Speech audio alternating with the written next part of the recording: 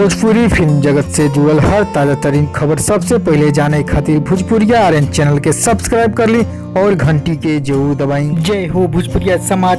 जी हाँ, आज आप लोग के बीच भोजपुरी के सबसे सुंदर एवं सबसे हॉट अदाकारा मिस अक्षरा सिंह से जुड़ल नया एवं तरोताजा रिपोर्ट यानी बड़ी खबर लेके बनी, जो आज अक्षरा सिंह अपना नया अदा से पूरे भारत में तहलका मचा दिल बड़ी। जी हाँ, चारों तरफ धूम मचा दिल, जो काफी वायरल बा खबर। उनकी कहल जाओ तो फिर अक्षरा के नया बदलाव दर्शक लोग भी तहलका मचा कई सारा रिकॉर्ड बना दिल, जिसमें कहल जाओ फिर अक्षरा सबसे पॉपुलर सबसे टॉप स्टार में गिनती हो रही बड़ी। यहाँ तक ना सारे फिल्म इंडस्ट्री सारे फैंस को भी, जी हाँ, केवल भोजपुरी न काफी बड़ा बदलाव सब अक्षरा की नया धमाका भैलो, जो धमाका आज पूरा कर सबसे टॉप सबसे आगे जो तहलका मच गई। तो सारा कुछ आपसे के रिपोर्ट डिटेल साथ बताएं, बस आप वीडियो के अंत तक देखी।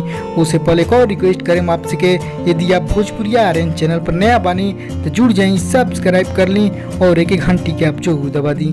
जी हाँ, तो चलिए आप दर्शक फैंस को बताएं नया हम ताजा रिपोर्ट बड़ी खबर। अक्षरा सिंह अपन हमेशा हर नया अदा से अपना फैंस के दीवाना कर ली, जिसमें दीवाना तो दीवाना आज फैंस को रच दिल बड़ी इतिहास, जो कि सारा फैंस लोग पागल बड़े दीवाना के साथ। जी हाँ, तो कॉलेज अक्षरा सिंह के नया प्रोजेक्ट प्रोजेक्ट में गजब के कलाकारी देखल, जो कलाकारी कुछ अलग बा, जो भोजपुरी में ऐसा कभी देखे के नहीं मिलल। भोजपुरी के तो सबसे आगे टॉप अदाकारा अभिनेत्री बड़ी सुंदर अदाकार, लेकिन ओकर साथ पूरे भारत में सबसे आगे जा रहा बड़ी अक्षरा सिंह। चारों तरफ खबर वायरल हो रही। जी हाँ, तो अक्षरा सिंह के पिछला दिन एक नया प्रोजेक्ट है, वो प्रोजेक्ट आज पूरा दिल बा, इतिहास सबसे बड़ा रिकॉर्ड बना दिल बा। अब सबसे यानी भोजपुरी के सबसे बड़ा रिकॉर्ड अक्षरा के हाथ लगे बा। ये नया प्रोजेक्ट जी यहाँ कॉल करे क्या ये वीडियो परफॉर्म आज भोजपुरी के टॉप अभिनेत्री में सबसे आगे कर दिल बा अक्षरा सिंह। उनके ऐसा कोनो अभिनेत्री नहीं है जो उनकी 100 मिलियन कोनो गाना वीडियो पहुंचे।